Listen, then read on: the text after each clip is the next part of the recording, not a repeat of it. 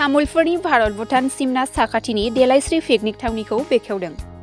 तामुलपुर जिल्लानि भारत भुटान सीमा साखाथिनि भुटान हाजो सेरनि देलायस्रि पिकनिक थावनिखौ नेमखान्थि बादियै दिनै बेखेवनानै होयो। भुटान हाजोनिफ्राय बोहैबोनाय काला नदी दैमानि साखाथियाव बे देलायस्रि पिकनिक थावनिखौ बेखेवनाय जायो। भुटान हाजोनि सोरगिदिं समायना मिथिंगायारि महर बिफां-लाइफां जिरि-जिरि बोहैनाय दैसाजों बुंफबनाय।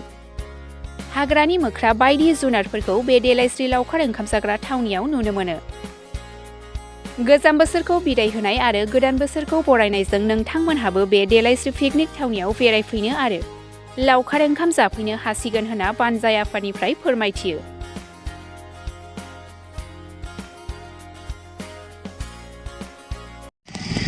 नंगौ, जोङो जोंनि बे इन्ड' भुटान बर्डार सेराव थानाय जेखौ माने काला नदी एबा मथंगा दै सेराव थानाय मोनसे दरंगा ओनसोलनि सिङावनो जिहेतु देलायस्रि पिकनिक स्पट दं, बे जायगाखौ दिनैहाय बेखेवनानै होनाय जाबाय। बेवहाय गोबां गोजान गोजाननि मानसिफ्रा लावखार ओंखाम जानो फैनाय जायो। दा बिथांमोननि सुबिदाखौ दिनै जोङो बेखेवना होबाय। बिथांमोना बयबो फैनानै रंजा खुसि बेवहाय लावखार ओंखामखौ जाफैनो हागोन। दा बे लावखार ओंखाम जाग्रा थिलिनि सोमोन्दै बुंनांगौब्ला बेनो जोंनि बे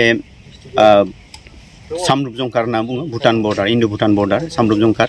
बे सामरुप जंखार होननाय जायगायाव जिहेतु काला नदी होननाय मोनसे दैमा दं, मथंगा दैमा। बे दैमा सेराव बे पिकनिक स्पटखौ बोसोरे खालामनाय जायो आरो बेवहाय गोबां मानसिफ्रानो लावखार ओंखाम जानो फैयो।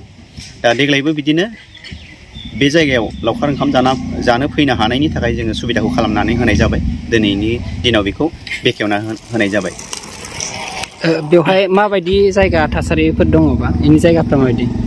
दा बेवहाय लावखार ओंखाम जाग्राफोरनि थाखाय एसेबां मोजां समायना जायगा नङाब्लाबो दा हाग्रा ओनसोल हिसाबै जिहेतु भुटान बर्डार सेराव नांजाबना थानाय, जेराव दैमा दैसा, दंफां लाइफां, दाउसिन दाउला, जिब जुनारफोरजों बेवहाय गोबाङानो बुंफबनानै दङ।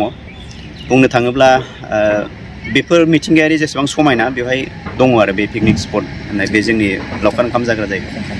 आरो भुटान बर्डारनि मोनसे भुटान बर्डार सेरावनो भुटान गभर्नमेन्टनि मोनसे इन्डास्ट्रि दं, जेराव माने समायना नायथावना नुथायखौ जों नुनो मोनो। बे हिसाबै बे पिकनिक स्पटआ माने मुहिनाय होननानै जों सानना लानो हायो आरो।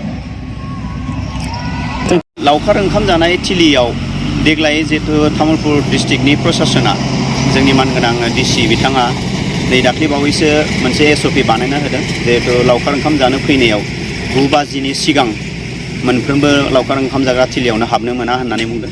दा 9 बाजिनि उननिफ्रायसो हाबनो मोनगोन। बेनिफ्राय 4 बाजि जानाय लोगो लोगोनो जायगाखौ एंगारना थांजोबनांगौ।